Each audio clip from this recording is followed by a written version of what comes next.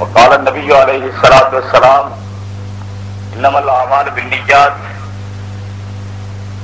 وإنما لكل امرئ ما نوى ومن كانت هجرته إلى الله ورسوله فهجرته إلى الله ورسوله ومن كانت هجرته إلى دنيا أو إلى امرأة يتزوجها فهجرته إلى ما هاجر إليه أو كما قال عليه الصلاة والسلام. அசருக்கு பிறகுள்ள நேரம் ரொம்ப நல்ல நேரம், அல்லாஹ்வுடைய திக்ர் செய்ய வேண்டிய நேரம். அதனால யாருக்கு எங்க இடம் கிடைக்குதோ அங்க உட்காருங்க. சீக்கிரமாக உட்கார்ந்து அமைதியாக உட்கார்ந்தீங்கன்னா திக்ர் செய்து கொண்டும் இருப்பீங்க. இன்ஷா அல்லாஹ் நிக்காவுடைய விஷயங்கள் நடக்கும். யாருக்கு நிக்கிறவங்க உட்காருங்களேன், உட்கார்ந்துட்ட முடியும். நம்முடைய விஷயங்கள் எல்லாம் தீனுடைய விஷயங்கள். தீனுடைய விஷயங்கள்ல நாம எவ்வளவு அமைதி காப்போமோ அவ்வளவு தீனுக்கு மரியாதை கொடுத்தவர்களாக, தீனுக்கு கண்ணியம் கொடுத்தவர்களாக நாம் ஆகும். அதனால தயவு செய்து எங்கெங்க நிக்கிறீங்களோ, யாருடைய காதுல விழுகுதோ அந்தந்த இடத்துல உட்காருங்க. இந்த முன்னால இருக்கிறவங்களும் கொஞ்சம் உட்காருங்க. ஒரு 10 பேர் நிக்கிறீங்க, உட்கார்ந்துருங்க. பின்னால இருக்கிறவங்களும் உட்காருங்க. இன்ஷா அல்லாஹ் தீனுடைய மஜ்லிஸ் விசேஷமாக இருக்கும். திக்ர் செய்து கொண்டிருக்கும். அதனால பாருங்க, அந்த தூரத்துல நடந்து கொண்டிருக்கிறவங்களும் இங்க இருந்து எல்லாரும் நடக்கிறதும் கண்ணுக்கு தெரியும். தயவு செய்து அங்கங்க உட்காருங்க. இந்த அசருக்கு பிறகுடனே ரொம்ப நல்ல நேரம், உட்காருங்க தயவு செய்து.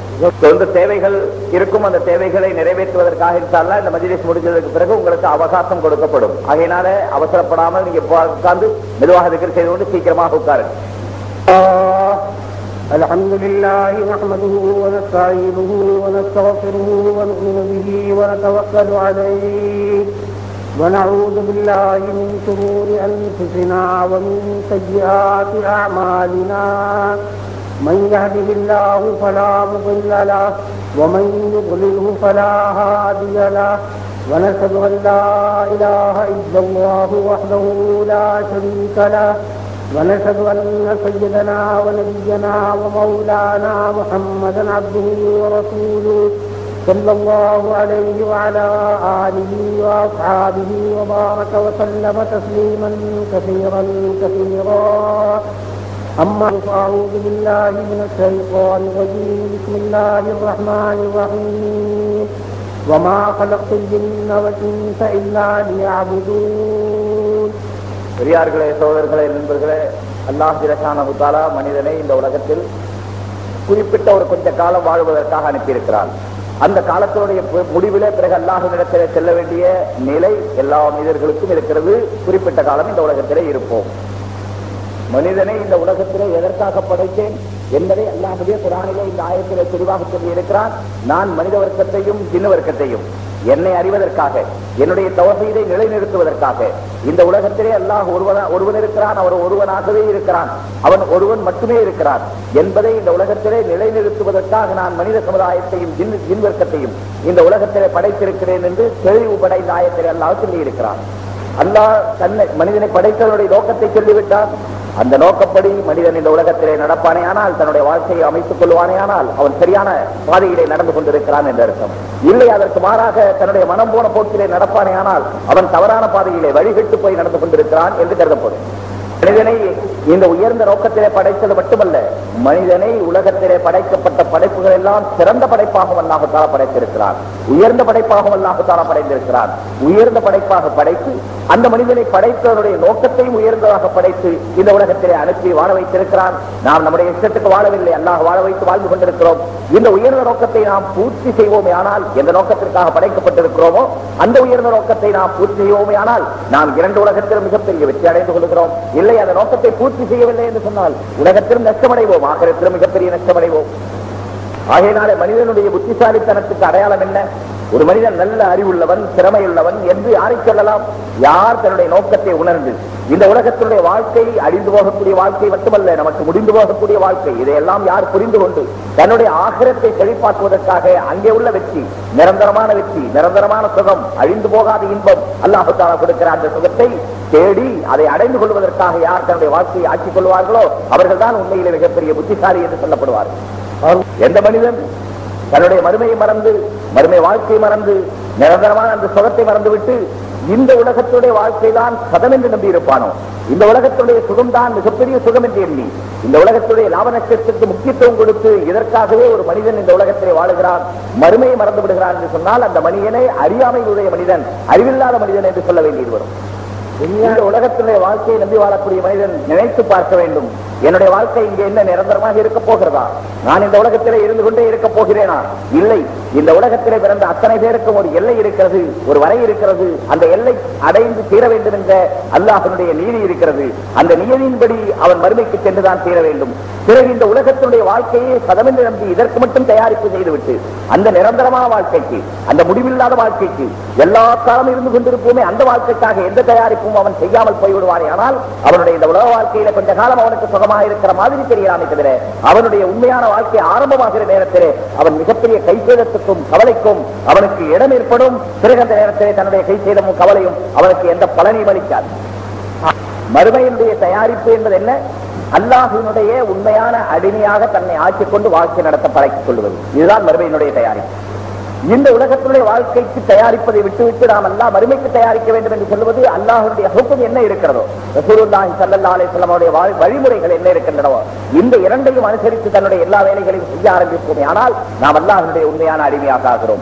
அப்படி அல்லாஹ்வுடைய உண்மையான அடிமையாக எப்பொழுது ஆகிறோமோ நாம் நம்முடைய ஆகிரத்துக்கு தயாரிப்பு செய்கிறோம் என்று அர்த்தமாகும். எனவே நம்முடைய ஆகிரத்தினுடைய தயாரிப்பு என்ன என்பதை நாம் புரிந்து கொள்ள வேண்டும். வேற எதுவும் தயார் செய்ய வேண்டியதில்லை. நான் அல்லாஹ்வுடைய அடிமை, நான் ரசூலுல்லாஹி ஸல்லல்லாஹு அலைஹி வஸல்லம் வழியிலே நடக்க கடமைப்பட்டவன். எனவே அல்லாஹ்வுடைய உத்தரவு என்ன, ரசூலுடைய வழி என்ன, இதை கவனித்து இதை புரிந்து கொண்டு நம்முடைய வாழ்க்கையை நடத்துவோமே ஆனால் இதுதான் ஆகிரத்துடைய தயாரிப்பாகும். ஒரு மனிதனை உண்மையான மனிதன் என்று எப்பொழுது சொல்லலாம்? எப்பொழுது தன்னுடைய அமல்களை, தன்னுடைய செயல்களை, தன்னுடைய காரியங்களை ஒழுங்காக்கி அல்லாஹ்வுக்கு பொருத்தமாக்கி செய்வானோ அந்த மனிதன் தான் உண்மையிலே மனிதன். அப்படி இல்லாமல் தன்னுடைய வாழ்க்கையில செய்கிற காரியங்களை எல்லாம் தன்னுடைய மனோ இச்சைப்படி செய்வானே ஆனால், தன்னுடைய மன விருப்பப்படி செய்வானே ஆனால் அந்த மனிதனை மனிதன் என்றே சொல்ல முடியாது. மனித வடிவத்திலே இருக்கிற மிருகம் என்றுதான் சொல்ல வேண்டும். சொல்ல போனால் மிருகத்தை விட கேடு கெட்டு போன நிலைமையில வாழ்ந்து கொண்டிருக்கிறான் என்றுதான் சொல்ல வேண்டும். மிருகத்தினுடைய வேலை அது என்ன வேண்டுமானாலும் செய்து கொள்ளலாம். ஏனென்றால் அதற்கு கேள்வியோ கணக்கோ ஆகிரத்திலே அதற்கு அதனுடைய தவறுகள் செய்த காரணத்தினாலே அது பிடிக்கப்படுவதோ கிடையாது. கியாமத்துடைய நாளையிலே அதுவெல்லாம் மண்ணோடு மண்ணாக ஆக்கப்பட்டு போய்விடும். அதற்கு எந்த விதமான கேள்வியும் இல்லை, கணக்கும் இல்லை. எனவே அது உலகத்தில் எந்த காரியம் வேண்டுமானாலும் செய்யலாம். ஆனால் மனிதனாக பிறந்து அறிவு கொடுக்கப்பட்டு பிறந்த பிறகு இந்த மனிதன் இங்கே ஒழுங்காக நடக்கவில்லை, அல்லாஹ்வுடைய உத்தரவை அனுசரித்து நடக்கவில்லை, தன்னுடைய வாழ்க்கையை செம்மையானதாக ஆக்கிக் கொள்ளவில்லை என்று சொன்னால் கியாமத்துடைய நாளையில் பிடிக்கப்படுவான். அல்லாஹ்விற்கு நாளை அவன் பதில் சொல்ல வேண்டியது வரும். அவனுடைய பதில் சரியாக இல்லை என்று சொன்னால் பிறகு அங்கே ஏற்படக்கூடிய வேதனைகளுக்கு எண்ணெய் இருக்கிறதா, வரை இருக்கிறதா, அதற்கு ஒரு நாம் கணக்கு போட முடியுமா?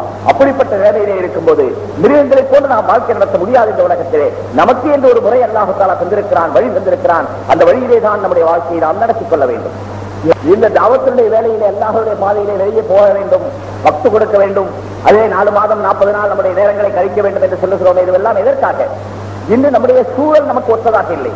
நல்ல அமல்கள் செய்ய வேண்டும் என்று ஒருவர் விரும்பினால் கூட, தன்னுடைய அமல்களை சாலிகானதாக ஆக்க வேண்டும் என்று ஒருவர் நினைத்தால் கூட அவருடைய சூழ்நிலை அவருக்கு ஒத்தில்லாத காரணத்தினால் அவர் அதற்கு செய்ய முடிவதில்லை, செய்வதற்குரிய சாத்தியங்கள் ஏற்படுவதில்லை. எனவே தன்னுடைய சூழலை நல்லதாக ஆக்குவதற்காக வேண்டி, நல்ல சூழலிலே இருந்து தன்னை படைத்துக் கொள்வதற்காக வேண்டி இந்த 4 மாதம் 40 நாள் தேவைப்படுகிறது.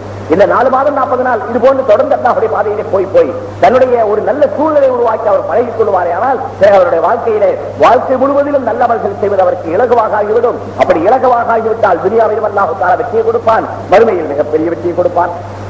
எந்த மனிதன் நல்ல அமல்கள் செய்து தன்னுடைய ஆகிரத்தை செழிப்பாக்கிக் கொண்டாரோ அவர் இந்த உலகத்திலிருந்து சென்றதற்கு பிறகு பார்ப்பார் தன்னுடைய ஆகிரத்திலே என்னென்ன வகையான நியமத்துகள் அல்லாஹ் தஆலா தருவான். நிரந்தரமாக, எல்லை இல்லாமல், அதற்கு ஒரு கரை இல்லை, அதற்கு ஒரு வரை இல்லை, அதற்கு ஒரு முடிவில்லை, நிரந்தரமான ஆனந்தமும் சுகமும் அல்லாஹ் தஆலா தந்து கொண்டே இருப்பான். இல்லை அதற்கு மாறாக இந்த உலகத்திலே தன்னுடைய ஆகிரத்தை அவர் கெடுத்துக் கொண்டு செல்வாரே ஆனால் பிறகு அங்கே கிடைக்கக்கூடிய கஷ்டங்களும் அதுவும் எல்லை இல்லாததாக இருக்கும்.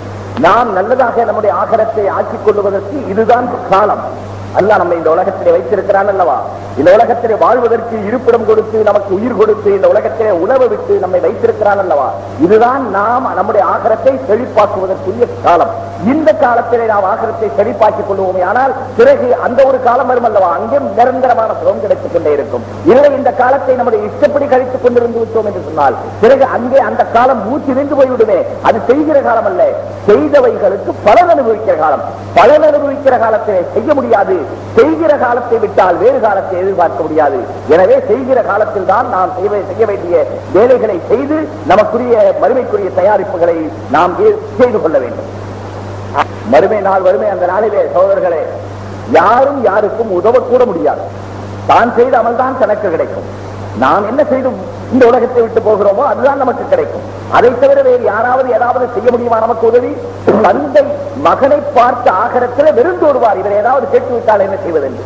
கணவன் மனைவி பார்த்து ஓடுவார், மனைவி கணவனை பார்த்து ஓடுவார், மகன் தகப்பனை பார்த்து ஓடுவார். இப்படி சொந்தக்காரர்கள் மற்றவர்களை பார்த்தால் ஆகரத்திலே அவர்களுக்கு உதவ முன் வர மாட்டார்கள், அவர்களுக்கு ஒத்தாசை செய்ய முன் வர மாட்டார்கள். அவர்கள் ஓடி போக பார்ப்பார்கள், நம்மிடத்திலே கேட்டு விடுவார்களோ என்று. ஒரே ஒரு நன்மை கூட ஆகரத்திலே யாரும் யாருக்கும் தரமாட்டார்கள் சகோதரர்களே. இந்த உலகத்திலே வேண்டுமானால் யாராவது யாருக்காவது உதவி செய்யலாம், அவர்களுக்கு கை கொடுக்கலாம், அவர்களுக்கு ஒத்தாசையாக இருக்கலாம். இதுவெல்லாம் இந்த உலகத்திலே நடக்கலாமே தவிர அந்த உலகத்திற்கு சென்றதற்கு பிறகு யாரும் யாருக்கும் உதவ முடியாது. எனவே நன்றாக புரிந்து கொள்ள வேண்டும், இருக்கிற காலத்திலே நம்மால் என்னென்ன நல்ல காரியங்கள் செய்து சேர்த்துக் கொள்ள முடியுமோ அவ்வளவு நல்ல காரியங்கள் செய்து நாம் நன்மைகளை சேர்த்துக் கொள்ள வேண்டும். எனவே சகோதரர்களே, நண்பர்களே, இந்த உலகத்திற்கு நமக்கு கிடைத்திருக்கிற இந்த காலம் இருக்கிறதே மிக விலை உயர்ந்தது, பொன்னான காலம். இந்த காலத்தை வீணாக கழித்து விட்டோம். பிறகு இந்த காலத்தினுடைய ஒரு நாள் கூட, ஒரு நிமிடம் கூட இந்த உலகம் பூராவற்றையும், இந்த உலகம் முழுவதையும் விலையாக கொடுத்தால் கூட வாங்கிக் கொள்ள முடியாது. எனவே இந்த உலகத்திலே இருக்கிற இந்த விலை உயர்ந்த காலத்தை மதித்து அதில் என்ன செய்ய வேண்டுமோ அவைகளை செய்து நமக்கு வேண்டிய எல்லா நல்லவைகளையும் தேடிக்கொள்வதற்கு அல்லாஹ் கொடுத்த சந்தர்ப்பத்தை நாம் பயன்படுத்திக் கொள்ள வேண்டும். அதை மதிக்க கற்றுக்கொள்ள வேண்டும். அதிலே நல்ல காரியங்கள் செய்ய பழகி எவ்வளவு நல்ல காரியங்கள் செய்வதற்கு முடியுமோ இந்த சந்தர்ப்பத்தை கொள்ளை முதலாக கருதி நாம் செய்து கொள்ள வேண்டும். இந்த வாழ்க்கையை நாம் மிகவும் மதித்து இந்த வாழ்க்கையினுடைய உயர்வை உணர்ந்து இந்த சந்தர்ப்பம் கை நழுவி போய்விட்டால் பிறகு இதிலே எந்த ஒரு சிறுபகுதி கூட நமக்கு கிடைக்கப் போவதில்லை என்பதை விளங்கி நம்முடைய ஆகரத்துக்கு வேண்டிய தயாரிப்புகளை செய்து கொள்ள வேண்டும். நாம் இந்த வேலைகள் எல்லாம் செய்து கொண்டிருக்கிறோம், நாம் இங்கே ஒன்று சேர்ந்திருக்கிறோம். இதே போல அல்லாஹ்வுடைய பாதையிலே நிறைய பேர் புறப்பட இருக்கிறார்கள். இதுவெல்லாம் எதற்காக? நம்முடைய ஆகரத்தை பற்றி சிந்தித்து, உண்மையான வாழ்க்கை இருக்கிறது அந்த வாழ்க்கையை பற்றி சிந்தித்து அதற்கு வேண்டிய எல்லா ஏற்பாடுகளையும் செய்து பிறகு அதன் மூலமாக உலக வாழ்க்கையும் செழிப்பாக்கி ஆகரத்துடைய வாழ்க்கையும் செழிப்பாக்குவதற்காகத்தான் இந்த செல்லுதல், அல்லாஹ்வுடைய பாதையிலே போகுதல், நாம் ஒன்று கூடுதல், நாம் பல விஷயங்களை சொல்லுதல், கேட்குதல், இதுவெல்லாம் நாம் செய்து கொண்டிருக்கிறோம். சகோதரர்களை, நல்லவர்களாக ஆகுவதற்குத்தான் முயற்சி செய்ய வேண்டும். நம்முடைய வாழ்க்கையை நல்லதாக ஆக்குவதற்கு நாம் முயற்சி செய்ய வேண்டும். வாழ்க்கை கெட்டு போவதற்கு என்ன செய்ய வேண்டும்? நம்முடைய ஆகரத்தும் கெட்டு போக வேண்டும், உலகத்துடைய வாழ்க்கையும் கெட்டு போக வேண்டும். அதற்கு ஏதாவது முயற்சியாக செய்ய வேண்டும். நல்லதாக ஆகுவதற்கு முயற்சி செய்யாமல் இருந்தால் அதுவே கெட்டதாக ஆகுவதற்கு போதுமானதாக இருக்கும். நன்மைக்குத்தான் முயற்சியை தவிர, நல்லதாக ஆகுவதற்குத்தான் முயற்சியை தவிர, நல்லவர்களாகவும் நல்ல தீனுள்ளவர்களாகவும் ஆகுவதற்குத்தான் முயற்சி தேவைப்படுகிறது. எனவே நாம் முயற்சி செய்து நம்முடைய வாழ்க்கையை நல்லதாக ஆக்கிக் கொள்ள வேண்டும். முயற்சி செய்யாமல் விட்டுவிட்டோம், நல்லதாக ஆகுவதற்கு முயற்சி செய்யாமல் விட்டுவிட்டோம், கெட்டு போய் விடுவோம். அந்த கெடுவதற்கு தனி பிரத்யோக முயற்சி தேவையில்லை. அல்லாஹ் தஆலா நம் அனைவர்களுக்கும் இந்த உலகத்தினுடைய வாழ்க்கையினுடைய உண்மையை உணர்ந்து, இதனுடைய நிரந்தரம் இல்லாத தன்மையும் உணர்ந்து, ஆகிரத்துடைய வாழ்க்கையினுடைய நிரந்தரமான சுகம் அதுதான் நமக்கு உண்மையான வெற்றி என்பதை உணர்வதற்கு அல்லாஹ் ஜல்ல ஷானஹு தஆலா நம் அனைவருக்கும் தௌஃபீக் தருவானாக. சோதரர்களை, இந்த உலகத்தில் அல்லாஹ் மனிதனை படைத்து அவனை நல்லவனாக ஆக வேண்டும் என்ற முயற்சியை செய்வதற்குரிய வழிகளை எல்லாம் சொல்லிக் கொடுத்து, அதே நிலையிலே இந்த உலகத்திலே சில தேவைகளை அல்லாஹ் தஆலா வைத்திருக்கிறார். அந்த தேவைகளை நிறைவேற்றுவதற்கு அனுமதியும் தந்திருக்கிறார். ஆனால் புரிந்து கொள்ள வேண்டும், இவையெல்லாம் தேவைகள் தானே தவிர இவைகள் எல்லாம் அசல் அல்ல, இதுதான் நம்முடைய வாழ்க்கையுடைய நோக்கம் அல்ல என்று புரிந்து கொண்டு அந்த தேவைகளுடைய நிலையிலே வைத்து அதை இலகுவான முறையிலே பூர்த்தி செய்து கொண்டால் தேவையும் பூர்த்தியாகவும் சந்தோஷமாகவும் இருப்போம்.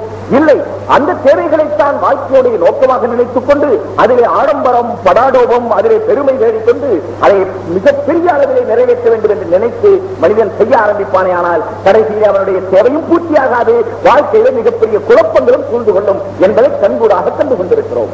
சோதரர்களை, அல்லாஹ் தஆலா மனிதனுக்கு தேவைகளை வைத்திருக்கிறான் என்று சொன்னால் என்ன தேவைகள் இருக்கின்றன? இல்முடையவர்கள் உலமாக்கள் சொல்ல கேள்விப்பட்டிருக்கிறோம். நம்முடைய பூரா வாழ்க்கையும் பகுத்து பார்ப்போமே ஆனால், அவைகளை தொகுத்து விரித்து பார்ப்போமே ஆனால், மனிதனுடைய தேவைகள் என்று அல்லாஹ் தஆலா 5 தான் வைத்திருக்கிறான்.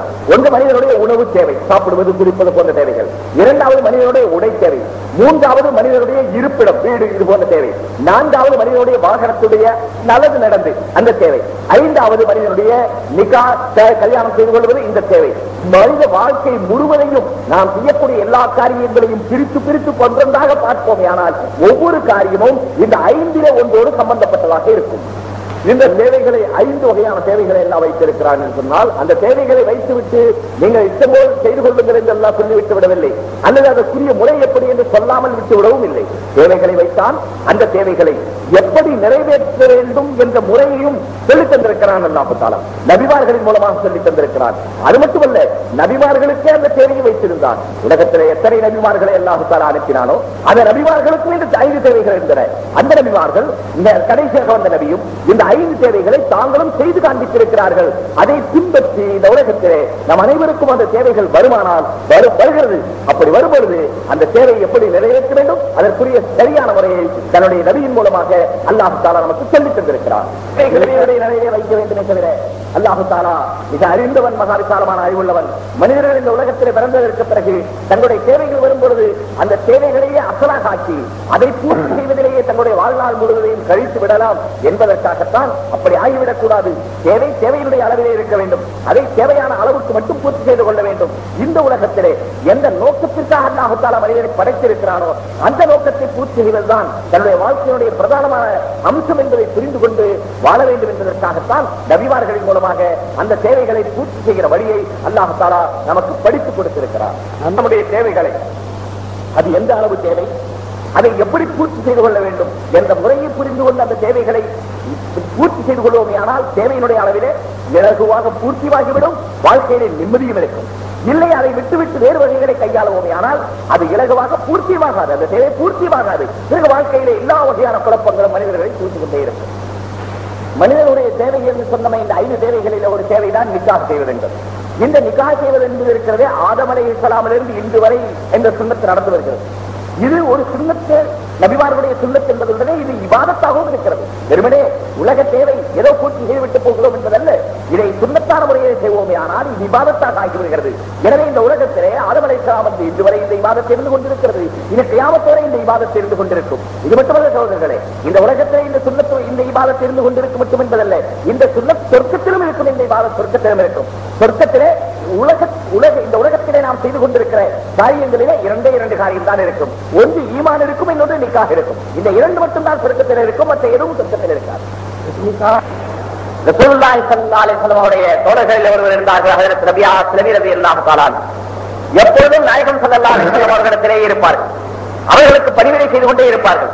அவர்களுடைய வீட்டை ஒட்டியே இருந்து கொண்டே இருப்பார்கள். அவர்களுடைய வாசலிலேயே இருப்பார்கள்.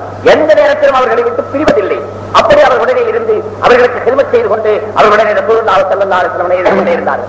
அவர்கள் இப்படி இருந்து கொண்டிருக்கிற காலத்திலே ஒரு நாள் ரசூலுல்லாஹி ஸல்லல்லாஹு அலைஹி வஸல்லம் அவர்களிடத்தில் சொன்னார்கள், ரபியா, உங்களுக்கு என்ன வேண்டுமோ கேளுங்கள், உங்களுக்கு என்ன வேண்டுமோ கேளுங்கள், என்ன கேட்கிறீர்கள் என்று கேட்டார்கள். அதற்கு ரபியா ரலியல்லாஹு தஆலா அன்ஹு, நான் யோசித்து சொல்லுகிறேன் என்று சொல்லிவிட்டார்கள்.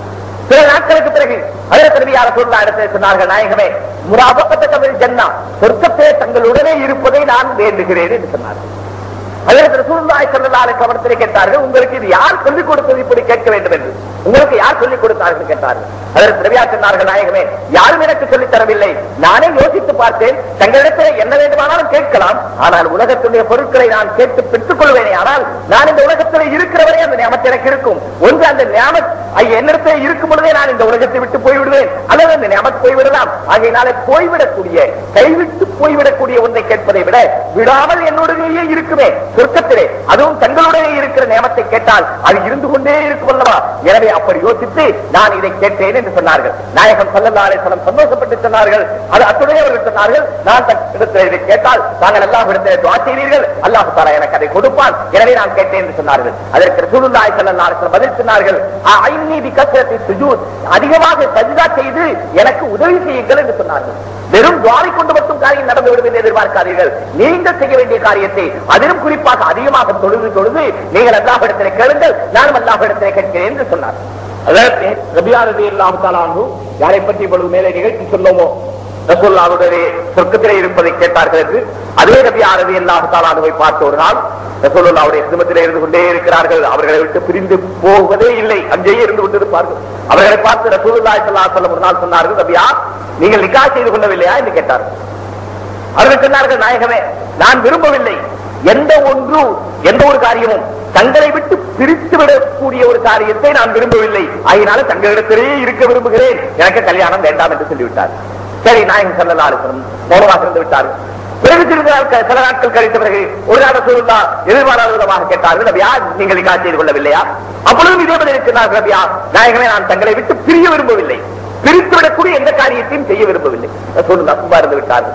ஆனால் இந்த தடவை ஹஜ்ரத் ரபியாவுக்கு மனதிலே ஒரு எண்ணம் வந்தது. ரசூலுல்லாஹ் 2 தடவை கேட்டு விட்டார்கள், என்ன என்னுடைய நல்லது எது, எனக்கு நல்லது எது என்பதை என்னை விட அல்லாஹ்வுடைய ரசூல் மிக அறிந்திருக்கிறார்கள். எனவே அடுத்த ஒரு தடவை ரசூலுல்லாஹ் நிக்காஹை பற்றி கேட்டால் நாம் சொல்லிவிட வேண்டும், நாயகமே தாங்கள் எப்படி சொல்லுகிறீர்களோ அப்படி செய்து கொள்கிறேன் என்று சொல்ல வேண்டும் என்று மனதில் வைத்துக் கொண்டார்கள். அதே போல 3வது ஒரு தடவை ரசூலுல்லாஹ் சில நாட்கள் கழித்து கேட்டார்கள், நபியா நிக்காஹ் செய்து கொள்ளவில்லையா? அதற்கு நபியா சொன்னார்கள், நாயகமே தாங்கள் எப்படி சொல்லுகிறீர்களோ அப்படி.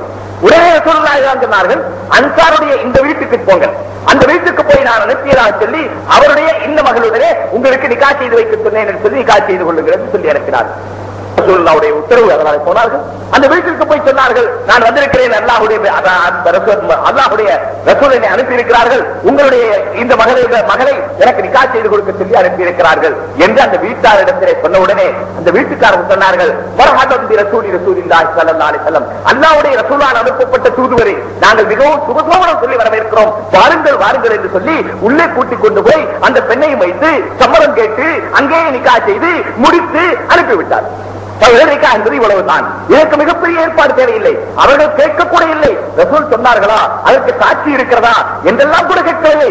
ரசூல் சொன்னார்கள், அனுப்பினார்கள் என்று சொன்னால் உடனுக்குடனே நிக்காஹ் செய்து கொடுத்து முடித்து விட்டார்கள். சோதர்களே, இது போன்று நிக்காஹை இலகுவாக ஆக்க வேண்டுமா? இலகுவாக ஆக்கிக் கொள்ளலாம். இல்லை, அதுவே ஒரு பிரதான காரியமாக ஆக வேண்டுமா? அப்படியும் ஆக்கிக் கொள்ளலாம். நிக்காஹ் முடிந்தவுடனே அங்கிருந்து ரசூலுல்லாஹி ஸல்லல்லாஹு அலைஹி வஸல்லம் மஜ்லிஸுக்கு வந்தார்கள். ரசூலுல்லாஹ் அவர்களை பார்த்தார்கள். மிகவும் முகம் கவலை தோய்ந்த நிலையிலே இருக்கிறது.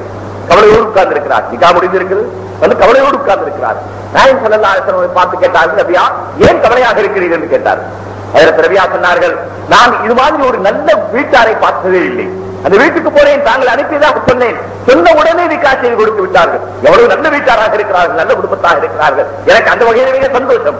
ஆனால் நிக்காஹ் நடந்து விட்டது, என்னுடைய மனைவிக்கு கொடுப்பதற்கு என்னிடத்தில் மகர் எதுவுமே இல்லை, எந்த விதமான பணம் சொல்லி எதுவுமே இல்லையே, நான் எப்படி மகர் கொடுப்பேன் என்று கவலையாக இருக்கிறது என்று சொன்னார்கள். உடனே நாயகம் ஸல்லல்லாஹு அலைஹி வஸல்லம் தங்களுடைய இருந்த சில சஹாபாக்களிடத்தில் சொன்னார்கள், இவர்களுக்கு ஏதாவது கொடுங்கள் என்று. உடனே அவர்கள் ஏற்பாடு செய்து ஒரு பேரித்த கொட்டை அளவு தங்கம் கொடுத்தார்கள். அந்த தங்கத்தை தங்களுடைய மனைவிக்கு மகராக கொடுத்து அவர்கள் குடும்பம் நடத்தினார்கள். பிறகு அதற்கு ரலியல்லாஹு தஆலா இந்த தங்கத்தை எடுத்துக்கொண்டு தன்னுடைய மனைவி இருக்கிற அந்த வீட்டுக்கு சென்றார்கள். வீட்டாரிடத்தை கொடுத்தார்கள், தான் இதை மகராக கொண்டு வந்திருக்கிறேன் என்று சொல்லி. அவர்கள் அதை பார்த்த உடனே என்ன சொன்னார்கள், கசீரும் பொய்யும், நிறைய கொண்டு வந்திருக்கிறீர்கள், நல்லதை கொண்டு வந்திருக்கிறீர்கள், சந்தோஷப்பட்டார்கள். பிறகு அவர்கள் அங்கே இருந்தார்கள். திரும்பி ரசூலுல்லாஹி ஸல்லல்லாஹு அலைஹி வஸல்லம் மஜ்லிஸுக்கு மறுதடவை வந்தபோது பார்க்கிறார்கள், அப்பொழுதும் அவருடைய முகம் சந்தோஷமாக இல்லை, கவலையாக இருக்கிறது. ரசூலுல்லாஹி ஸல்லல்லாஹு அலைஹி வஸல்லம் கேட்டார்கள், என்ன ஏன் கவலையாக இருக்கிறீர்கள் கேட்டார்கள். ரபியா சொன்னார்கள், நாயகமே நான் அதை கொண்டு போய் கொடுத்தேன், அதெல்லாம் கொடுத்து விட்டேன், அங்கே இருக்க ஆரம்பித்து விட்டேன். ஆனால் வலிமா செய்ய வேண்டுமே, அதற்கு என்னிடத்திலே ஒன்றுமே இல்லையே, நான் என்ன செய்வது என்று யோசித்துக் கொண்டிருக்கிறேன், அதுதான் வருத்தமாக இருக்கிறது, கவலையாக இருக்கிறேன் என்று சொன்னார்கள். ரசூலுல்லாஹி ஸல்லல்லாஹு அலைஹி வஸல்லம் சொன்னார்கள், ஹஜ்ரத் ஆயிஷாவிடத்திலே செல்லுங்கள் ரலியல்லாஹு தஆலா அன்ஹா, அங்கே இருப்பதை நான் கொடுக்க சொன்னேன் என்று சொல்லுங்கள் என்று அங்கே சென்றார்கள். ஹஜ்ரத் ஆயிஷா ரலியல்லாஹு தஆலா அன்ஹாவிடத்திலே அங்கே போய் விஷயத்தை சொன்ன உடனே அங்கே இருந்த கொஞ்சம் சில ஏதோ சாப்பிடக்கூடிய கொஞ்சம் பொருள் இருந்தது, அதை ஹஜ்ரத் ஆயிஷா ரலியல்லாஹு தஆலா அன்ஹா கொடுத்தார்கள். சொன்னார்கள், ஹஜ்ரத் ஆயிஷா சொல்கிறார்கள், ரசூலுல்லாஹி ஸல்லல்லாஹு அலைஹி வஸல்லம் மனைவிமார்கள் 9 வீடுகளிலே சாப்பிடுவதற்கு இதை தவிர வேறு ஒன்றுமே அங்கே இருக்கவில்லை என்று சொன்னார். ஆக வந்ததற்கு பிறகு அந்த கொஞ்சம் இறைச்சி கொண்டு வந்தார்கள். அந்த இறைச்சி கொண்டு வந்து தங்களுடைய வீட்டாருக்கு கொண்டு வந்த பொழுது அவர்கள் சொன்னார்கள், என்ன செய்வது வலிபாவுக்கு என்று சொல்லி. அப்பொழுது அவருடைய மாமனார் மாமியார் சொன்னார்கள், அதற்கு ரபியா ஸல்லல்லாஹு அலைஹி வீட்டார் சொன்னார்கள், நாங்கள் ரொட்டி செத்துக் கொள்கிறோம், உங்களிடத்தில் கொஞ்சம் இறைச்சி கிடைத்து விட்டது, அந்த இறைச்சியை நீங்கள் சமைத்து ஆணம் செய்து கொள்ளுங்கள் என்று சொன்னார்கள். சரி, சமைத்து சாப்பிட்டார்கள். அப்படி சாப்பிட்ட பிறகு அந்த நாள் தான் நான் ரபியா சொல்லுகிறார்கள், முதலாக இறைச்சியுடனே ரொட்டி சாப்பிட்ட முதல் நாள் அதுதான் என்று சொன்னார். நாம் இதை சொல்லுவதனுடைய நிகழ்ச்சியை உங்களுக்கு முன்னாலே சொல்லுவதனுடைய நோக்கம் என்னவென்று சொன்னால், அவர்கள் தங்களுடைய வாழ்க்கையிலே எது தேவையோ அதை தேவையான அளவுக்கு வைத்துக் கொண்டார்கள். நிக்காஹ் என்பது ஒரு தேவை, அதை 2 பேர் இருந்து அதை செய்து முடித்து விட்டால் போதுமானது, அவ்வளவுதான். அப்படி அவர்கள் தேவையை தேவையான நிலையிலே மட்டும் வைத்துக் கொண்ட காரணத்தினாலே அதை ஒரு பெரிதுபடுத்தி தங்களுடைய வாழ்க்கையுடைய மிகப்பெரிய காரியம் என்று நினைத்து அதற்காகத்தான் தங்களுடைய உடைமைகளும் தங்களுடைய பணம் தள்ளிகளும் எல்லாம் அதில் தான் செலவாக வேண்டும் என்று அவர்கள் நினைக்கவில்லை. அதன் காரணமாக அவர்களுடைய வாழ்க்கையிலே எல்லா வகையான நன்மைகளும் செய்வதற்குரிய வாய்ப்பு கிடைத்தது. வைத்தது என்பதை இந்த சரித்திர நிகழ்ச்சியின் மூலமாக நாம் தெரிந்து கொள்கிறோம். இதே போல நம்முடைய பெரியார்களும் நிக்காஹ் செய்து நமக்கு காண்பித்திருக்கிறார்கள். அதற்கு அப்துல்லாஹ் இப்னு முபாரக் என்ற ஒரு மிகப்பெரிய அமீர் மூமினீன் ஃபில் ஹதீஸ், ஹதீஸிலே மூமின்களுக்கு தலைவர் என்று பெயர் வழங்கப்பட்ட அப்துல்லாஹ் இப்னு முபாரக் என்ற ஒரு பெரியார் இருந்தார். அவருடைய அப்துல்லாஹனுடைய தகப்பனாருடைய பெயர் முபாரக். இவர் தன்னுடைய குராசான் என்ற அந்த நாட்டு ஊரிலே ஒரு பெரிய தோப்பினுடைய காவலாளியாக வேலை பொறுப்பேற்று அந்த தோப்பை காவல் காத்துக் கொண்டிருந்தார். பல வகையான பழமரங்கள் அந்த தோப்பிலே இருந்தது. அதில் காவல் காக்கிற வேலை அவருக்கு, முபாரக் அவர்களுக்கு. அப்படி காவல் காத்துக் கொண்டிருக்கிற காலத்திலே அந்த தோப்பினுடைய எஜமான் முதலாளி ஒரு நாள் தோப்புக்கு வந்தார். வந்து இங்கே இலைப்பாரி விட்டு எல்லாம் செய்துவிட்டு அந்த மாதுளம் பழம் ஒன்று மரத்திலிருந்து பறித்துக் கொண்டு வாருங்கள் என்று சாப்பிடுவதற்காக கேட்டார். இந்த முபாரத்தை ஒரு பழத்திலிருந்து மாதுளம் பழம் ஒன்று பறித்துக் கொண்டு வந்து கொடுத்தார். அந்த பழத்தை உடைத்து சாப்பிட்டால் அது இனிப்பில்லாமல் இருந்தது. உடனே அவர் முதலாளி சொன்னார், எஜமான் சொன்னார், போய் வேறொரு மரத்திலிருந்து பழம் கொண்டு வாருங்கள், இது புளிக்கிறது. அவர் வேறொரு பழம் கொண்டு வந்தார், அதுவும் அப்படித்தான் இருந்தது. வேறொரு மரத்திலிருந்து கொண்டு வர சொன்னார், அதை கொண்டு வந்தால் அதுவும் அப்படித்தான் இருந்தது. மூணாவது சாப்பிட்ட பிறகு இவருக்கு கோபம் வந்து விட்டது முதலாளிக்கு.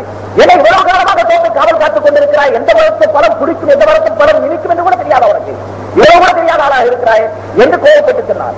உடனே அந்த முபாரக் சொன்னார், நான் தோப்புக்கு காவலாளி தான், எஜமான் இல்லை. அதனால நான் தோப்பை இருந்து பழத்தை எதையும் சாப்பிட்டதே இல்லை இதுவரை. என்னை காவலுக்குத்தான் வைத்திருக்கிறேன், நான் காவல் காத்துக் கொண்டிருக்கிறேன். இது அவர் சொன்னது உண்மை. உண்மை பேசுவது இருக்கிறதே பொருளை சகோதரர்களே, உண்மை இருக்கிறதே, ஹக்கு இருக்கிறதே, அதற்கு மிகப்பெரிய அசல் இருக்கிறது. இந்த உண்மையை கேட்டவுடனே அந்த எஜமானுடைய மனதிலே மிகப்பெரிய ஒரு அழிவு இருந்தது. நாம் நியமித்திருக்கக்கூடிய காவலாளி எவ்வளவு நேர்மையானவராக இருக்கிறார், எப்பொழுதுமே இன்றும் கூட யார் உண்மையாக நடக்கிறார்களோ பேசிய மிகப்பெரிய பலன் இருக்கும், அதற்கு மிகப்பெரிய நல்ல எதிரொலி இருக்கும். அதை கேட்டவுடனே முதலாளி அப்படியே அதிர்ச்சி அடைந்து போய்விட்டார். இவ்வளவு காலமாக நம்முடைய தோப்பை காவல் காக்கிறார், ஒரு நாள் கூட ஒரு பலன் சாப்பிட்டதில்லை என்று சொன்னால் எவ்வளவு பெரிய அதிசயமாக இருக்கிறது என்று நினைத்தார். இதை பார்த்த உடனே, இதை கேட்ட உடனே அந்த தோப்பினுடைய முதலாளிக்கு மிகப்பெரிய ஒரு மன மாற்றம் ஏற்பட்டது. நம்முடைய காவலாளி நல்லவராக இருக்கிறார், உயர்ந்தவராக இருக்கிறார் என்று சொல்லி தோப்பு காவல் காப்பதை விட்டு தன்னுடைய மாளிகை காவல் காப்பதற்காக அழைத்துக் கொண்டு போய்விட்டார். இந்த நல்லவரை நாம் வீட்டோடு நம்முடைய மாளிகையை வைத்துக் கொள்ள வேண்டும் என்று கொஞ்ச காலம் மாளிகையிலே காவல் காத்துக் கொண்டிருந்தார். ஒரு நாள் முபாரக் இந்த காவலாளி தன்னுடைய எஜமானை பார்க்கிறார், கவலையாக உட்கார்ந்திருக்கிறார். அந்த காலத்தினுடைய வேலைக்காரர்கள் ஏதோ நம்ம வேலை செய்தோம், காவல் காத்தோம், முடிந்து விட்டது, யார் எப்படி போனார் என்ன என்று இருக்கிற பழக்கமுடையவர்கள் அல்ல. தங்களுடைய எஜமானர்களுடைய சுகம் துக்கத்திலே பங்கு கொள்ளுகிறவர்களாக இருந்தார்கள். அப்படி அவர்கள் நடத்தி வந்தார்கள். ஆகினால அவரும் அப்படி இருந்தார்கள். அவர் கவலையாக இருப்பதை பார்த்த உடனே முபாரக் தன்னுடைய எஜமானிடத்தில் சென்றார். என்று கேட்டார், எஜமான் அவர்களை, முதலாளி அவர்களே, தாங்கள் ரொம்ப கவலையாக இருக்கிறீர்களே, என்ன காரணம் என்று கேட்டார்.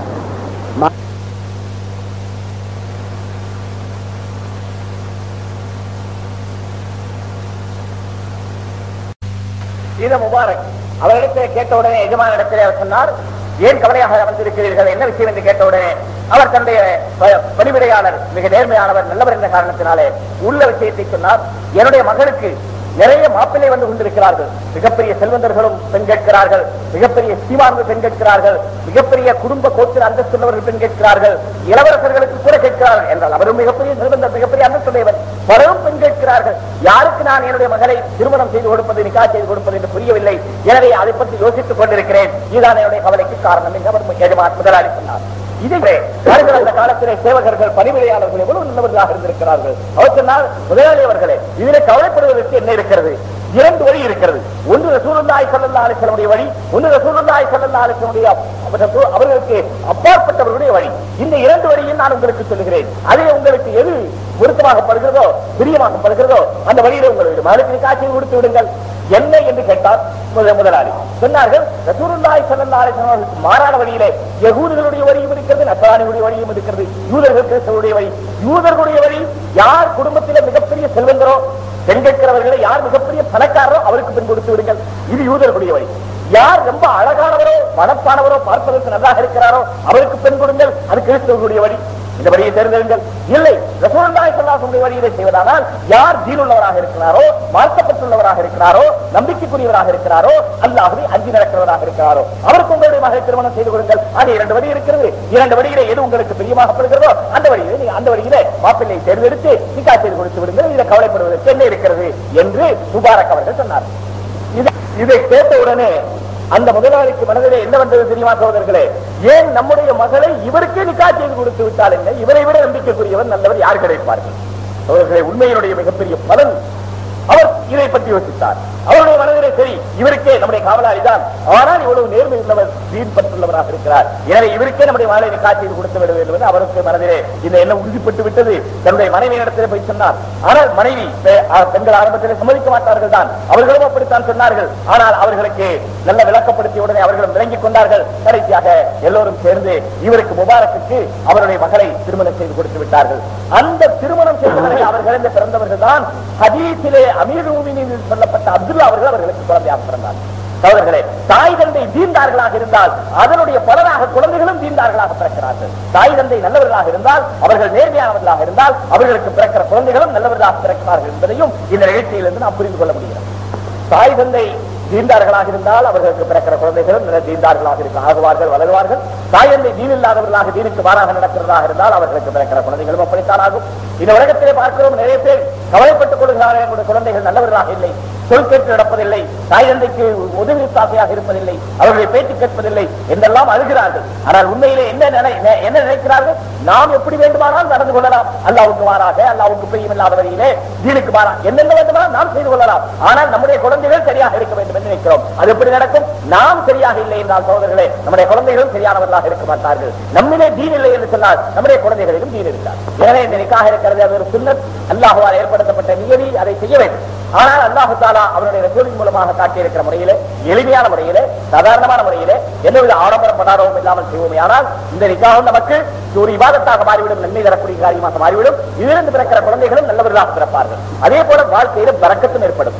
இல்லை, அல்லாஹ் ரசூலுக்கு மாறாக இந்த நிக்காஹ் நடக்குமானால் அதை நாம் செய்வோமே ஆனால், நம்முடைய விருப்பப்படி, நம்முடைய இசைப்படி அதை நாம் செய்து கொள்வோமே ஆனால் அதில் பரக்கத்து வருவது என்ன?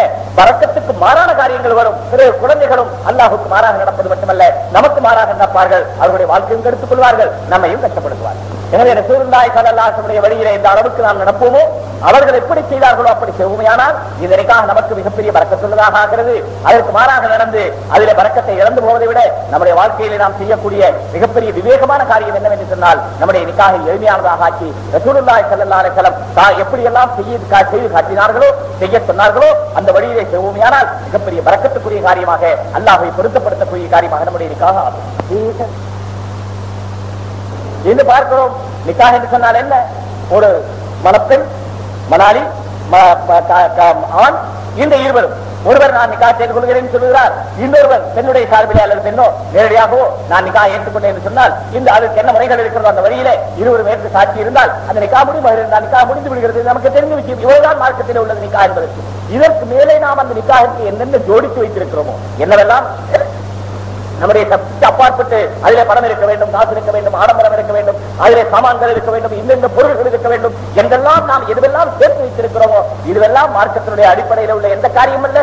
அந்த காரணங்களை நாம் சேர்த்துக் கொண்டிருக்கிற காரணத்தினால்தான் நம்முடைய நிக்காஹ் நமக்கு ஒரு பெரிய நன்மை தருவதற்கு பதிலாக சுமையாக ஆகிக் கொண்டிருக்கிறது என்பதை நாம் புரிந்து கொள்ள வேண்டும். நாம் நம்முடைய விவேகத்தை விட்டு இவ்வளவு தூரமாக ஆகிவிட்டோம். நமக்கு எது நல்லது எது கெட்டது என்று கூட யோசிக்க தெரியாதவர்களாக ஏதோ உலகத்தில் நடக்கிறது அதை பார்த்து பார்த்து நடந்து கொண்டிருக்கிறோம். அது நமக்கு நல்லதா, அதனாலே நமக்கு லாபமா, அதனாலே நமக்கு நஷ்டம் ஏற்படுமா என்பதை பற்றிய சிந்தனை கூட நம்மை விட்டு போய்விட்டது. எதை பார்த்தெல்லாம் யாரை பார்த்தெல்லாம் நாம் வாழ்ந்து கொண்டிருக்கிறோம். இல்லை சகோதரர்களே, நாம் அந்த ரசூலுல்லாஹி ஸல்லல்லாஹு அலைஹி வஸல்லம் சுன்னத் அதுதான் நமக்கு நல்லது. அதை செய்வதால் தான் நமக்கு அதிலே லாபம் ஏற்படுகிறது, பரக்கத் ஏற்படுகிறது, அல்லாஹ் தஆலா சந்தோஷப்படுகிறான். அதற்கு மாறாக நாம் காரியங்களை செய்வோமேயானால் உலகத்தில் மிகப்பெரிய கஷ்டத்திற்கு ஆளாகிறோம். பிறகு மறுமையில் அல்லாஹ் தஆலாவுடைய சோதனைகளுக்கு ஆளாகுவோம். அப்படி எல்லாம் இல்லாமல் நாம் அல்லாஹ் நம்முடைய ஒவ்வொரு காரியத்தையும் மார்க்கத்தின்படி நடத்த வேண்டும் என்பதுடனே இந்த நிக்காஹ் என்பது வாழ்க்கையுடைய சில தேவைகளிலே ஒன்று. அவ்வளவுதான். அந்த தேவையை எப்படி பூர்த்தியாக்கிக் கொள்ள வேண்டுமோ எளிமையான முறையிலே அப்படி பூர்த்தியாக்கிக் கொள்ள வேண்டும். அல்லாஹ் ஜல்ல ஷானஹு தஆலா இதை விளங்கி நடப்பதற்கு நம் அனைவருக்கும் தௌஃபீக் தருவானாக. இதிலே நிக்காஹ் எப்படி இப்பொழுது எளிமையாக நடக்கிறதோ, நிக்காஹுக்கு பிறகு நாங்கள் வீட்டுக்கு சென்றதற்கு பிறகு அங்கே மணப்பெண்ணை அழைத்து வருவதிலும் மற்ற காரியங்களிலும் ஒவ்வொரு ஊரிலும் ஒவ்வொரு வகையான என்னென்னவோ பழக்க வழக்கங்கள் இருக்கிறதே, அதுவெல்லாம் ஊர் பழக்கமே தவிர மார்க்கத்தினுடைய அடிப்படையான காரியங்கள் அல்ல என்பதை புரிந்து கொண்டு அந்த காரியங்களையும் தவிர்த்துக் கொள்ள வேண்டும். எப்படி இதை இலகுவான முறையிலே செய்கிறோமோ அதே போல அங்கேயும் ஆண் போய் கணவர் போய் மனைவியை அழைத்துக் கொண்டு வந்தாலும் சரி, அல்லது பெண் வீட்டார்களே பெண்ணை கொண்டு வந்து கணவருடைய வீட்டிலே விட்டு விட்டாலும் சரி, முடிவு விட்டது அவ்வளவுதான் காரியம். அதை பெரிதுபடுத்தி அதற்கு ஒரு ஊர்வலம் என்றும் அது வென்றும் இது வென்றும் என்னென்னவோ காரியங்கள் இதுவெல்லாம் தேவையில்லாது என்ற காரணத்தினாலே எளிமையாக நிக்காஹ் இப்பொழுது நடக்கிறது போலவே இதற்கு பின்னாலே நடக்கிற காரியங்களையும் மார்க்கத்தை அனுசரித்து எளிமையான முறைகளை செய்ய வேண்டும் என்று நாம் உறுதி எடுத்துக் கொள்ள வேண்டும். அல்லாஹ் தந்தை நபியினுடைய வழியிலே நம்மை நடப்பதற்கு தௌஃபீக் தருவானாக. இந்த உலகத்திலேயும் அல்லாஹுக்கு பொருத்தமான காரியங்கள் செய்ய, மறுமையிலும் அல்லாஹுக்கு விருப்பமான காரியத்தை செய்து அதற்குரிய பெரிய அந்தஸ்தை அடைய அல்லாஹ் ஜல்ல ஷானஹு தஆலா நம் அனைவருக்கும் தௌஃபீக் தருவானாக.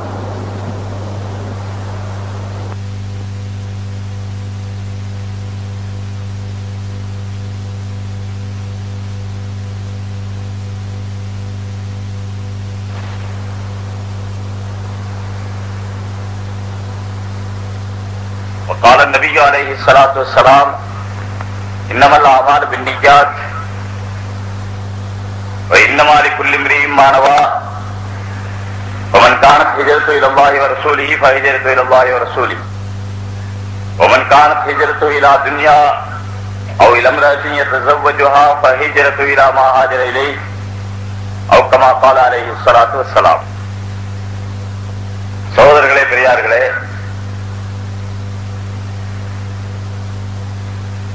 அல்லாஹ் ஜல்ல ஷானஹு தஆலா மிகவும் மிகப்பெரிய கரீம், மிகப்பெரிய ரஹீம், நம்மீது மிக பெரும் இரக்கம் உள்ளவர், நம்மீது மிகப்பெரிய நேசமும் பாசமும் உள்ளவர். அதனால் தான் நமக்கு என்னென்ன தேவையோ அதையெல்லாம் நமக்கு என்ன தேவை என்று நாம் அறிவதற்கு முன்னாலேயே அல்லாஹ் நமக்கு தந்திருக்கிறார். காற்று தேவை என்பது நமக்கு தெரியுமா? தண்ணீர் வேண்டும் என்பது நமக்கு புரியுமா? இந்த உலகத்திலே இருப்பதற்கு இப்படி பூமி வேண்டும் என்பது நமக்கு விளங்குவதற்கு வாய்ப்பு இருந்ததா? சூரியனும் சந்திரனும் சுற்றி சுற்றி வந்தால்தான் நமக்கு தாவரமும் தானியமும் கிடைக்கும் என்பது நமக்கு எந்த வகையிலாவது நம்முடைய அறிவுக்குள்ளே அது வந்திருக்க முடியுமா? எனக்கு இப்படி 2 கண் இருக்க வேண்டும், அந்த கண் இந்த இடத்திலே இருக்க வேண்டும், எனக்கு இப்படி நாவு இருக்க வேண்டும், அந்த நாவு இப்படி பேச வேண்டும், எனக்கு 2 காது இருக்க வேண்டும், அந்த காது இப்படி அமைய வேண்டும் என்றெல்லாம் விளங்குகிற மூளை நமக்கு இருந்ததா? இல்லை, மூளை ஒன்று வேண்டும் என்ற மூளையாவது இருந்ததா? ஆனால் அத்தனையும் அல்லாஹ் தஆலா கொடுத்து எந்த இடத்தில் என்னென்ன உறுப்புகள் எப்படி இப்படி இருக்க வேண்டும் அத்தனையும் கொடுத்து அமைத்து அனுப்பி இருக்கிறானே அந்த அல்லாஹ்வுக்கு நன்றி செலுத்த வேண்டாமா? இதுவெல்லாம் நமக்கு புரியவில்லை என்று யாராவது சொன்னார்களே, ஆனால் இன்றைக்கு நடப்பதில் என்ன புரிகிறது உங்களுக்கு? இன்றைக்கு என்ன நடந்து கொண்டிருக்கிறதோ இதுல எல்லாம் என்ன புரிகிறது? சாப்பிட்ட பிறகு சாப்பாடு என்ன ஆகிறது என்று என்ன புரிகிறது? சாப்பாடு எப்படி ஜீரணமாகிறது என்று புரிகிறதா? ஜீரணமாகிறதுக்கு என்னென்ன தேவை என்று தெரியுமா? சாப்பாட்டை வாயிலே வைத்த பிறகு அது எப்படி அது நசுக்கப்படுகிறது, கசக்கப்படுகிறது,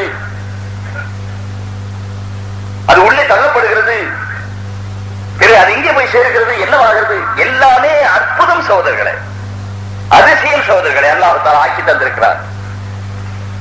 இப்ப எல்லாம் கண்டுபிடிச்சு ஸ்கேன் மூலமாக கண்டுபிடிச்சு வயிற்றுக்குள்ள இப்படி இருக்குது, இப்படி இயங்குது, அதுல அது இருக்குது, இதுல இது இருக்குது. மருத்துவர்கள் சொல்றாங்க இதுவெல்லாம் இன்னைக்கு ஒன்னும் புதிதாக வந்ததில்லை. அதில் ஆதம் அலைஹிஸ்ஸலாம் வந்து அப்படித்தான் இருக்கு, இன்னைக்கு ஒன்னும் புதுசு இல்லை. ஆனால் அல்லாஹ் தஆலா இதையெல்லாம் தந்து உலகத்திலே வைத்திருக்கிறார். நம்மை படைப்பதற்கு முன்னாலே என்னென்ன ஏற்பாடுகள் வேண்டும் அத்தனை ஏற்பாடு செய்திருக்கிறார்.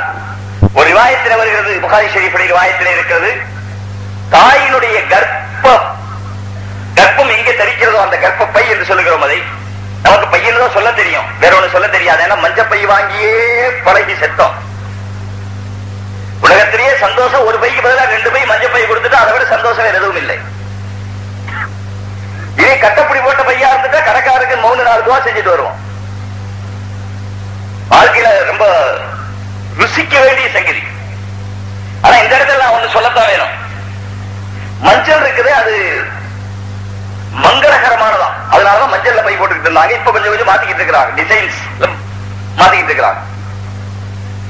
இல்லைன்னா மஞ்சள் வந்து மங்களகரமானது. அதனால முக்கியமா கல்யாண வீட்டுக்காரங்களுக்கு தான் அந்த பை. அவங்கதான் கொஞ்சம் ஏடா கூடமா விலை கொடுத்து வாங்க தயாரா வருவாங்க. ஆனால் உள்ள நுழையும் போதே கணக்கு போட்டுருவோம், அந்த ஜோப்ல எவ்வளவு ரூபாய் இருக்குன்னு. அப்படி இருந்தா தான் வியாபாரி ஆக முடியும். என்ன வாங்குவாரு, இவருக்கு முதல்ல என்ன காமிக்கணும், எல்லாம் முகத்திலே தெரிஞ்சிடும். அகத்தின் அழகு முகத்தில் தெரியும், இவங்களுக்கு தான் சொன்னதே. அதுல இந்த மதுரை வியாபாரிகள் இருக்கிறாங்களே, இந்த முன்னால் உட்கார்ந்து இருக்கிறார், இது மஞ்சள் மங்களகரமானது நினைக்கிறது இருக்குது. அதனாலதான் இந்த காலத்துல கூட இது சில கல்யாண பத்திரிகைகள் வரும்போது ஒரு எவ்வளவு மஞ்சள் அரைப்பாங்களோ தெரிய பத்திரிகை மூளைக்கெல்லாம் வந்து மஞ்சள் தடவை நம்ம மூளையிலே மஞ்சள் ஏற்றி கல்யாண பத்திரிகையில மஞ்சள் தடவுறதுனால அந்த கல்யாணம் நல்லா இருக்குன்னு அந்த கல்யாணம் நடந்து எத்தனையோ கல்யாணம் கெட்டு போயிருக்குது. அதுக்கு காரணம் என்ன நண்பர்களே? இங்க மஞ்சள் மங்களகரமானதுன்னு சொன்னா சைனாவில் மஞ்சள் தான் துக்கத்துக்கு உபயோகிக்கிறாங்க. அப்ப என்ன ஆகும்? இந்தியாவில நம்ம தமிழ்நாட்டில் மஞ்சள் மங்களகரமானதுங்கிற காரணத்தினால மஞ்சளை நாம் உபயோகித்தால் முஸ்லிம்களாகி நாம் மற்றவர்களை பற்றி பேசவில்லை. அல்லாஹ் மேல நம்பிக்கை இல்லாதவர் மஞ்சளை நம்புவார், கருகை நம்புவார், எரியை நம்புவார், பூனை நம்புவார். அல்லாஹ்வை நம்பாதவர் அத்தனை நம்புவார். ஒரு பூனை குறுக்கு போயிடுச்சு திரும்பி வந்து உட்கார்ந்துடுவார். என்னங்க போகல? பூனை குறுக்கு போயிடுச்சு. அதோட போயிட்டு போகுது. காருக்கு முன்னால பூனை குறுக்கு போயிட்டு அடிபடாம போனா அதுக்கு நல்ல காலம், அடிபட்டு போனா அதுக்கு கெட்ட காலம். நமக்கு என்ன நல்ல காலம் கெட்ட காலம்? திரும்பி வந்து உட்கார்ந்துடுறாருங்க. பெரிய அதிசய உலகத்தில் முஸ்லிம்கள் அல்லாஹ்வை நம்புறவர் எதையும் நம்புறதில்லை. அல்லாஹ்வை நம்பாதவன் ஒரு புழு பூச்சியை நம்புவான், பள்ளி பாச்சான நம்புவான். நம்ம அந்த நிலைக்கு ஆளாகிறோம்னு சொன்னா நம்ம பத்திரிகையில் மஞ்சள் தடவை இருந்தா உண்மையிலேயே கல்வில இருந்து ரத்த கண்ணீர் வருது நண்பர்கள். நான் முஸ்லிம்கள் அப்படி இருக்கணுமா? வெளியே போனா உள்ள வந்துட்டாரு. என்னன்னு கேட்டா போகும்போது பஞ்சாதி கேட்டுச்சா எங்க போறீங்க? போகும்போது பஞ்சாதி கேட்டுச்சா எங்க போறீங்க? உள்ள வந்து உட்கார்ந்துட்டார். வீணா போன புருஷனை போகும்போது கேட்காம முந்தா நாளா கேட்க முடியும்? போகும்போதுதான் நீ போறேன்னு தெரியுது, அப்பதான் எங்க போறேன்னு கேட்க முடியும். போகும்போது எங்க போறேன்னு கேட்ட அதனால உள்ள வந்து உட்கார்ந்தார். காரியம் விளங்காதா? அரே அல்ல நாடினால் நடக்கும், அல்லா நாடாவிட்டால் நடக்காது. அவன் என்ன அதை செய்வான். அடிச்சு சொல்லுங்க சகோதரர்களே, பூரா உலகத்துக்கு ஆணித்தரமாக சொல்லுங்கள். அல்ல நடக்கும். இந்த உலகத்தில் யாராலும் இதையும் நடத்த முடியாது. இந்த நம்பிக்கை உண்டாக்குறதான் தப்லீக் தாவத்துடைய வேலை. தப்லீக் தாவத்திலே தொழுகை சொல்லிக் கொடுக்கிறது மட்டும் வேலை இல்லை, தொழுகும் சொல்லிக் கொடுப்போம், கொடுப்பாங்க, சூரியவார்த்தையெல்லாம் சொல்லிக் கொடுப்பாங்க. அது என்னன்னா ஒரு மக்கள்கிட்ட போய் நீங்க அணுகி படிச்சுக்கிறதுக்கு ஒரு அடையாளமே தவிர பூரா தொகை அங்க படிச்சு கொடுக்கறது இல்லை. சொல்ல போனா மசாயிலே சொல்றது இல்லை. மசாயில் வேண்டாங்கிற காரணத்தினால இல்ல, இது மசாயில் படிக்கணுங்கிற ஆசை உண்டாக்குற இடம். இது மசாயில் படிக்கணுங்க ஆசை உண்டாக்குற இடம். கரும்பு போடுற பூமியில ஜீனி உண்டாக்குறது இல்லை. ஜீனி உண்டாக்குற இடத்துல பெப்பர்மெண்ட் செய்யறது இல்லை. பெப்பர்மெண்ட் செய்யற இடத்துல பேப்பர் செய்யறது இல்லை. அது பேப்பர் செய்யற இடம், இது பெப்பர்மெண்ட் செய்யற இடம், இது ஜீனி செய்யற இடம், இது நாட்டு போடுற இடம். தமிழ் நாட்டு போடுற இடம். இங்கேயே வந்து சக்கரை செய்ய சொல்லக்கூடாது. சில பேர் சொல்லுவாங்க ஏன் மசாயில் சொல்றது இல்லை, பாவம் அப்புறம் நீங்க புரியாதவங்க. இது நாட்டு நர்சரி. நீ நாட்டு தான் போடுவோம். ஈமான் வேண்டும், தொழில்கள் வேண்டும். தொழில்கள் விட்டால் நரகம். அடுத்தவர்கள் ஏமாற்றக்கூடாது, அநியாயமாக சம்பாதிக்க கூடாது, அடுத்தவர்களை பார்க்கக்கூடாது, ஹராமான காரியம் செய்யக்கூடாது, கடமையான காரியம் கட்டாயம் செய்தே தீர வேண்டும் என்ற உறுதி வருவதற்கு நாற்றுக்களை போடுவதற்கு இடமே தவிர தப்லீக பூரா மசாயிலும் சொல்ற இடம் இல்ல. வல்கே தப்லீக மசாயில் சொல்ல ஆரம்பிச்சா அப்புறம் அவர் கேட்பார், நீ ஹனபியா, நீ ஷாஃபியா, நீ மாலிக்கியா, நீ ஹம்பலியா, அதா இதா, இந்த கேள்வி எல்லாம் வரும். இதெல்லாம் உலமா கடத்துல கேளுங்க. அவர்கள் ரொம்ப தெரிஞ்சவங்க. இவ்வளவுக்கு தப்லீகில இவ்வளவு சொல்லப்படும். எவ்வளவு தெரிஞ்சவரா இருந்தா கூட தப்லீகில் வந்துட்டா இவ்வளவுதான் செய்யணும். எவ்வளவு பெரியவரா இருந்தாலும் தப்லீகில் வந்துட்டா அவர் இவ்வளவுதான் செய்யணும். அல்லாஹ் ஒரு வந்தால் இருக்கிறான், அவனை கொண்டுதான் நடக்கும். லா இலாஹ இல்லல்லாஹ். இந்த உலகத்தை அணுக்கூட அவன் இல்லாமலா செய்யாது. முஹம்மது ரசூலுல்லாஹ். உனக்கு வெற்றி வேண்டுமானால் முஹம்மது ஸல்லல்லாஹு அலைஹி வஸல்லம் வழியில் தான் வெற்றி கிடைக்கும், வேறொரு வழியில் வெற்றி கிடைக்காது. இந்த நம்பிக்கை ஆழமாக பதிக்கவோ முதல் வேலை. அந்த நம்பிக்கை பதிச்சதுக்கு அடையாளமாக இந்த நேரத்துடைய தொழுகை, உடல் உறுப்புகளை எப்படி இயக்க வேண்டும், வாழ்க்கை எப்படி வாழ வேண்டும் என்று பழகுவதற்காக தொழுகை. இதை பற்றி தெரிந்து கொள்வதற்காக வேண்டி, அவருடைய சிறப்புகளை அறிந்து கொள்வதற்காக வேண்டி இரண்டு வகையான கல்வி இருக்கிறது. ஒன்று சிறப்புகளை பற்றியது, ஒன்று மசாயில்களை பற்றியது. சிறப்புகளை பற்றிய கல்வி மட்டும் இங்கே சொல்லிக் கொடுப்போம். ஏன்னா அவருடைய ஆர்வம் உண்டாகிறதுக்காக. மசாயில்களை நம்பிக்கையான உலமாக்கத்தை கேளுங்கள் என்று சொல்லுவோம். இதெல்லாம் செய்ததற்கு பிறகு நான் ஒரு பெரிய மனுஷனாயிட்டேன்னு நினைக்காம எல்லாருடைய ஹக்கையும் யார் யாருக்கு என்னென்ன செய்யணும், தாய்க்கு என்ன செய்யணும் அது செய்யணும், தகப்பனுக்கு என்ன செய்யணும் அது செய்யணும், மகனுக்கு என்ன செய்யணும் அது செய்யணும், மனைவிக்கு என்ன செய்யணும் அது செய்யணும், மக்கள் எல்லோருக்கு என்ன செய்யணும் அது செய்யணும். ஏதான் இக்ராம முஸ்லிம் என்று சொல்றோம். இதெல்லாம் செய்ததற்கு பிறகு இதையெல்லாம் மக்களிடத்தில் எதையும் எதிர்பார்த்து செய்யக்கூடாது. பெயரையோ புகழையோ பணத்தையோ காசையோ பதவியோ எதையும் எதிர்பார்த்து செய்யக்கூடாது. எல்லாம் ஒரு காசு செய்யணும். ஏதான் இஹ்லாஸ் சொல்றோம். 5 நம்பர் ஆச்சு. 6வது நம்பர் கவிதையில இதையெல்லாம் பழகிறதுக்காக அல்லாஹ்வுடைய பாதையில கொஞ்சம் காலம் போங்க. 4 மாசம் 40 நாள் போங்க. இவ்வளவு மட்டும்தான் தப்லீகில. யார் வந்தாலும் இவ்வளவுதான் செய்யணும். ஏன் செய்யணும்? அல்லாஹ்வுடைய நம்பிக்கை வரணும். முதல்ல ரசூலின் மீது நம்பிக்கை வரணும். இந்த ரெண்டு வந்துட்டால் மனம் இவ்வளவு கெட்டியாக இந்த விஷயத்தை பூரா உலக ஒரு பக்கம், நம்முடைய கல்வியில் இருக்கிற அல்லாஹ் ஒரு பக்கம். ரசூலுல்லாஹி ஸல்லல்லாஹு அலைஹி வஸல்லம் வழி ஒரு பக்கம், பூரா உலகத்துடைய சக்தி ஒரு பக்கம், முஹம்மது ஸல்லல்லாஹு அலைஹி வஸல்லம் சுன்னத்தில் இருக்கிற சக்தி நம்முடைய கல்வியில பதிஞ்சு இருக்கிற அது ஒரு பக்கம். பூரா உலகம் வெற்றி பெற முடியாது, என்னுடைய ரசூல் ஸல்லல்லாஹு அலைஹி வஸல்லம் சுன்னத்துல வெற்றி பெறும். பூரா உலகத்துக்கும் என்னுடைய ரசூலுடைய சுன்னத்துல செருப்பு போடுற சுன்னத்திற்கு பாருங்க. நான் மாற்றத்தை நல்லா இல்லாட்டா கூட சொல்லத்தான் வேணும். இங்க சொல்லாம எங்க போய் சொல்லட்டும், இங்க அழகாம எங்க போய் அழகட்டும். முஹம்மது ரசூலுல்லாஹ்வுடைய சுன்னத்துல செருப்பு போடுற சுன்னத், முதல்ல வலது கால் போடணும், கலட்டும் போது கடைசியில் வலது கால் கலட்டும். இந்த சுன்னத்துக்கு ஈடாகாது அமெரிக்காவுடைய வல்லரசு, ரஷ்யாவுடைய வல்லரசு, இந்த உலகத்துடைய ஆதிக்கங்கள், இந்த உலகத்தில் இதுவரை இருந்த அரசர்கள், இங்கு இருக்கிற அரசர்கள், இதை கியாமத் வரை போகக்கூடிய அரசுகள், இங்கு இருக்கிற செல்வம், இதற்கு முன்னால் இருந்த செல்வம், இதற்கு பின்னால் இருக்கிற செல்வம் அத்தனையும் சேர்ந்து என்னுடைய முஹம்மது ஸல்லல்லாஹு அலைஹி வஸல்லம் செருப்பு போடுகிற சுன்னத்துக்கு ஈடாகாது. மறுமையில சொல்லல, இந்த உலகத்தில் ஈடாகாது. செய்து பார்த்தாலுடைய விஷயம் தெரிஞ்சுட்டார் சோதரர்களே. இது வெறும் சொல்ற பேச்சு இல்லை, செய்து பார்க்கணும். ஜீனியை பத்தி 3 மணி நேரம் பயான் செஞ்சா இழுச்சிடுவானாக்கு, கரும்பை பத்தி 2 மணி நேரம் பேசினா வாய் ருசிச்சிருமா? ஒரு கரும்பு எடுக்கணும், சாப்பிட்டு பார்க்கணும், ஒரே செகண்ட்ல தெரிஞ்சு போயிடும். அதே போல இந்த தமிழ் தாவத்தில் வேற சகோதரர்களே, யார் என்ன நினைச்சு கொண்டாலும் சரி, அவன் நினைப்பு, தமிழ்ல சொல்லுவாங்களே நினைப்பு பொழப்ப கெடுக்குது, அதான் இது. யாரோ ஒருத்தர் பேசிக்கிட்டே இருக்கும்போது சொன்னாரு, இதாங்க என்பிகேண்டாரு. எனக்கு புரியல, என்ன கேட்டேன். இதுதான் நினைப்பு பொழப்ப கெடுக்குது.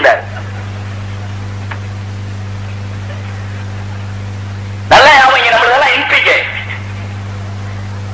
நம்ம நினைச்சுட்டு இருக்கோம், அப்படி ஆயிட்டோம், இப்படி ஆயிட்டோம், அது ஆயிட்டோம், இது ஆயிட்டோம். சோழர்களை கவலைத்தோட எதையும் உங்களாலே கொண்டு போக முடியாது.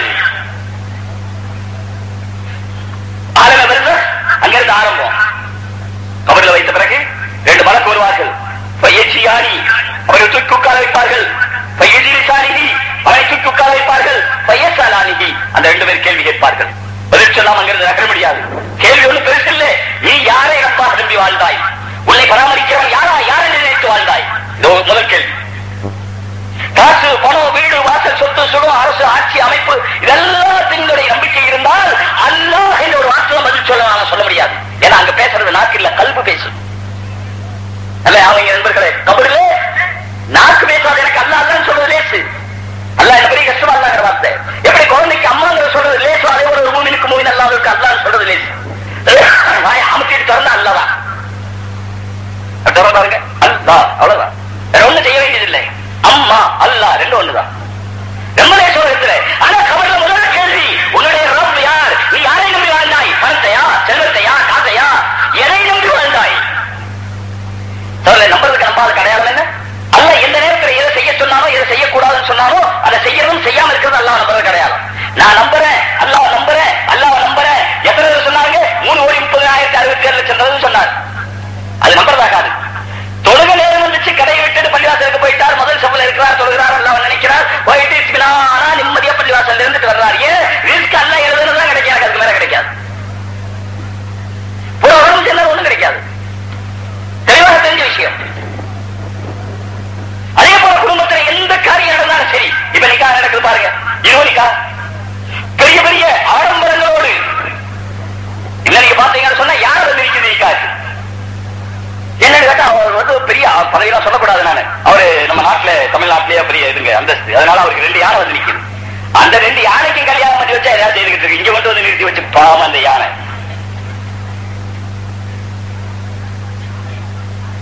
யானை பார்த்து பாப்பரை பார்ப்பாங்களா, யானை பார்த்துட்டு போறாங்க. எல்லாம் அர்த்தம் இருக்கா? கல்யாணத்துக்கு யானைக்கு சம்பந்தம் இருக்கா? கல்யாணத்துக்கு மாலை அரைக்கு சம்பந்தம் இருக்கா? கல்யாணத்துக்கு பூவுக்கு சம்பந்தம் இருக்கா? எதுக்குன்னு சம்பந்தம் இருக்கு கல்யாணத்துக்கு? மாப்பிளைக்கு பொண்ணுக்கு சம்பந்தம். ஆனால் விவரம் தெரியாம நம்முடைய தகுதியை நிர்ணயிப்பதாக திருமணத்தை நினைப்பது இருக்கிறது.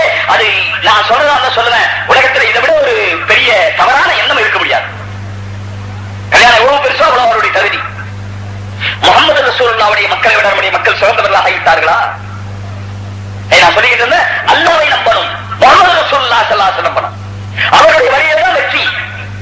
எந்த காரியம் செய்தாலும் கேட்கணும், ரசூலுல்லாஹ் எப்படி செய்தாங்க எல்லாம் சொல்ற சோதர்களே.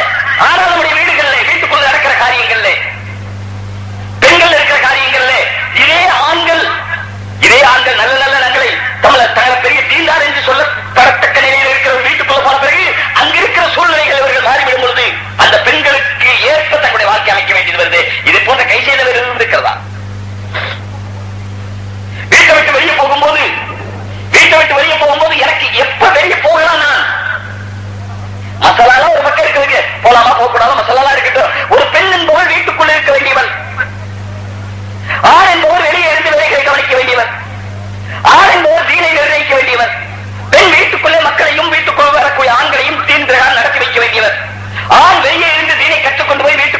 சொல்லக்கூடியவர் ஆண் வெளியே இருந்து தன்னுடைய ஜீவனாம்சத்துக்கு வழி எழுவதோடு தீனை பயின்று கொள்ளக்கூடியவும் பயிற்றுவிக்கவும் கடமைப்பட்டவர். இது ஆண்களுடைய வேலை, அது பெண்களுடைய வேலை. அதில் தலையிறது எல்லாம் அளவுக்கு நிக்கா நடத்தி அதில் பாத்திமா ரசூலுல்லாஹுடைய மகளுடன் அதில் தனி நிக்கா நடந்து அந்த இரவு ரசூலுல்லாஹி ஸல்லல்லாஹு அலைஹி வஸல்லம் மகளை வீட்டுக்கு அனுப்புறாங்க. அது பெரிய ஏற்பாடுகளை சாதாரண அனுப்பிட்டாங்க. அனுப்பின பிறகு இரவு படுக்கிற நேரம் வரும்போது ரசூலுல்லாஹி ஸல்லல்லாஹு அலைஹி வஸல்லம் வீட்டுக்கு போனாங்க. வீட்டுக்கு போய் நிறைய விஷயங்கள் சொன்னாங்க. கணவன் மனைவிக்கு புத்தி சொன்னாங்க. புத்தி சொல்லிட்டு ஒண்ணு சொன்னாங்க, பாத்திமா நீ வீட்டில் இருக்கிற வேலைகளை கவனித்துக்கொள், வீட்டுக்குள் இருக்கிற வேலைகளை கவனித்துக்கொள், அலி அவர்களை நீங்கள் வெளியே இருக்கிற வேலைகளை எல்லாம் கவனித்துக் கொள்ளுங்க. இது பூரா உலகத்துக்கு கியாமத் வரைக்கும் உசூல். யாருக்காவது இது விளங்கலைன்னு சொன்னா அது எப்படி பொம்பளை வெளியே போகாம நடக்கும்? அத பொம்பளை வெளியே போயிட்டா நடக்க கூடாது, நடக்கிறதே புரியலையா? பொம்பளை வெளியே போகாம நடக்கும், நிச்சயம் பொம்பளை வெளியே போல தான் நடக்கும். இல்லைன்னா பொம்பளை எல்லாம் வெளியே போனா ஆம்பளை எல்லாம் உள்ள இருக்க வேண்டியது வரும். அல்லாமா இக்பால் சொல்றாரு, பெண்கள் சில பெண்கள் முகம் திறந்தவர்களாக வெளியே வந்தார்கள். ரோட்ல சரமாரியா போய்கிட்டு இருக்காங்க. அவர் சொல்ற வாசகத்தை பார்த்தா அவங்க ரோட்ல போறது பார்த்தா மனிதர்கள் போற மாதிரி போல ஆடு மாறு மாதிரி அப்படி போய்கிட்டே இருந்தாங்க பெண்கள், எந்த கூச்சமும் இல்லாமல். அப்ப நான் கேட்டேன், அவர் சொல்றார், நான் கேட்ட உங்களுடைய முகத்தில் இருந்த திரையெல்லாம் எங்க போச்சு? உங்களை மூடிக்கொண்டிருந்த அந்த திரையெல்லாம் எங்கே போச்சு என்று கேட்டேன். அந்த பெண்கள் சொன்னார்கள், அதுவெல்லாம் எங்களுடைய ஆண்களுடைய அறிவுக்கு போடப்பட்டு விட்டது சொன்னார். சோதனை அல்லாஹ்வை நம்ப வேண்டும், ரசூலுடைய வழியில் வெற்றி இருப்பதாக நம்ப வேண்டும். நான் அடிக்கடி ஒரு நிகழ்ச்சி தான், அந்த நிகழ்ச்சியை சொல்லுவதுண்டு, பலரும் கேட்டிருப்பீர்கள். ஆனாலும் கூட இந்த கூட்டம் ஞாபகம் வைக்க வேண்டும் என்பதற்காக வேண்டிய இதை சொல்லுகிறேன். வெற்றி அல்லாஹ் நமக்கு நம்முடைய ரசூலுடைய வாழ்க்கையிலே தந்திருக்கிறார். பூரா உலகத்துக்கு வெற்றியை சப்ளை செய்யக்கூடிய தன்மை ரசூலுடைய வாழ்க்கையிலே இருக்கிறது. ஆனால் நாம் யார் யாரையோ பின்பற்றி யார் யாரிடத்திலோ கேட்டு யார் யாருடைய வாழ்க்கையோ நம்முடைய நடைமுறைக்கு கொண்டு வந்து வெற்றி கிடைக்குமா என்று எண்ணிக் கொண்டிருக்கிறோம். வெற்றி நம்மிடத்திலே இருக்கிறது, மற்றவரிடத்திலே தேடிக்கொண்டிருக்கிறோமே. அந்த மாதிரி நடக்கலாமா, இந்த மாதிரி நடக்கலாமா, அப்படி நம்முடைய உடையாக்கலாமா, நிறைய உடை பாவனைகளை எப்படியெல்லாம் மாற்றிக்கொள்ளலாம், இன்னும் எல்லா காரியங்களையும் மற்றவருடைய பாணியை பின்பற்றலாமா? என்ன பாணி? முஹம்மது ரசூலுல்லாஹ்வுடைய பாணியை விட உலகத்தில் உயர்ந்த பாணி வெற்றி தரக்கூடிய பாணி எதுவுமே இல்லையே. இதுதான் நான் சொல்றது. ரெண்டு பேர் போய்கிட்டு இருந்தாங்க அந்த காலத்துல. ஒருத்தர் வைர வியாபாரி, இன்னொருத்தர் சாதாரணமானால். எதிர்பாராம ரெண்டு பேரும் சத்திரத்தில் தங்கினாங்க. அந்த காலத்துல விடுதிகள் சத்திரங்கள் வழியில கட்டப்பட்டிருக்கும், ஊர் இல்லை. சத்திரத்தில் தங்கும் போது இவருடைய குணம் அவருக்கு பிடிச்சிருச்சு, அவருடைய குணம் இவருக்கு பிடிச்சிருச்சு. எப்படி ரயில் சிறைகிற மாதிரி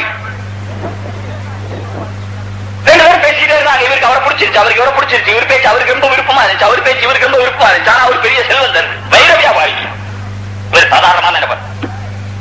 அப்படி ரொம்ப பிடிச்சு போன காரணத்தினால ஒரு நாள் என்ன ஆனதுக்கு பிறகு வைர வியாபாரி சொன்னார், நான் வைர வியாபாரி அதுக்காக போறேன் எல்லாம் சொல்லிக்கிட்டே இருக்கும்போது ஒரு வைரத்தை எடுத்து காமிச்சார்.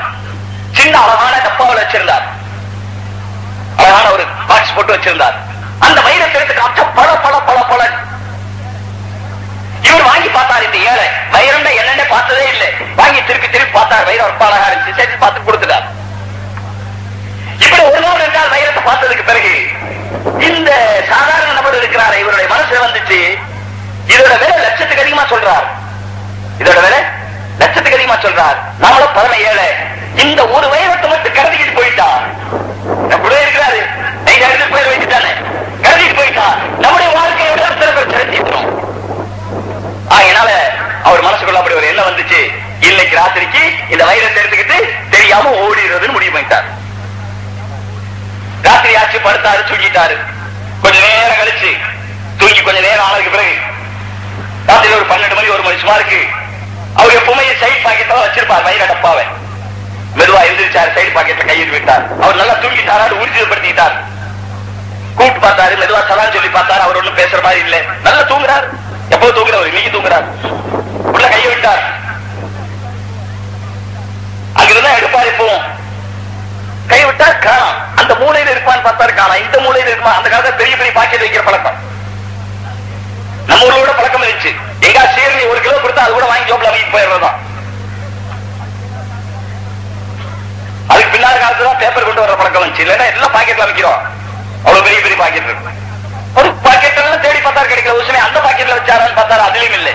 மேல் பாக்கெட் பார்த்தாரு, அதுலயும் இல்லை. எதுலுமே இல்லை. சரி வேற எங்கேயாவது எங்க தேடி வயிறும் கிடைக்கல. 2 நாள் வயிறு காமிச்சுக்கிட்டா இருக்க, பாக்கெட்டை கைவிட்டு எடுப்பாரு. இனி கைவிட்ட காணல, இவர் கைவிட்ட காணல.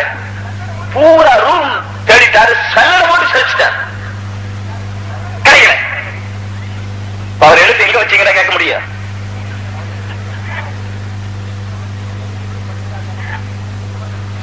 படுத்துட்டா கண்ண மூடி. தூக்க வரல, விடிய விடிய தூக்க வரல. எங்க இருக்கும் எங்க இருக்கும் எங்க வச்சிருப்பாரு எங்க வச்சிருப்பாரு எங்க வச்சு யோசிக்கிறாரு. ஒண்ணுக்கு புத்தி கேட்டல. மறுநாள் எந்திரிச்சாரு நார்மலா. இது வெளியே காமிக்க கூடாது இல்லையா? நான் அது திருட பார்த்தா வெளியே காமிக்கலாமா? இல்ல. அதனால நார்மலா எப்ப போல பேசினாரு, வந்தாரு. சாயந்தரம் நினைப்பு வச்சு இவர் வயிறு வச்சிருக்கிறாரா இல்லையா, இருக்க என்ன செஞ்சுட்டாரு என்ன தெரியலையான்னு சொல்லி பேச்சா கேட்டாரு. அந்த வயிறு ரொம்ப அழகு இல்லைன்னாரு. யார் சொன்னாருங்க? இந்த திருட நினைச்சவர். ஆமா அது விலையை ரொம்ப கூட தான், அதனால ரொம்ப அழகானதாண்டார். இப்படியே பேசிட்டு எங்க ஒரு பார்க்கலான்டாரு. என்ன வச்சிருக்காரு ஊர்ஜிதப்படுத்திக்கிறது. கையை விட்டாரு.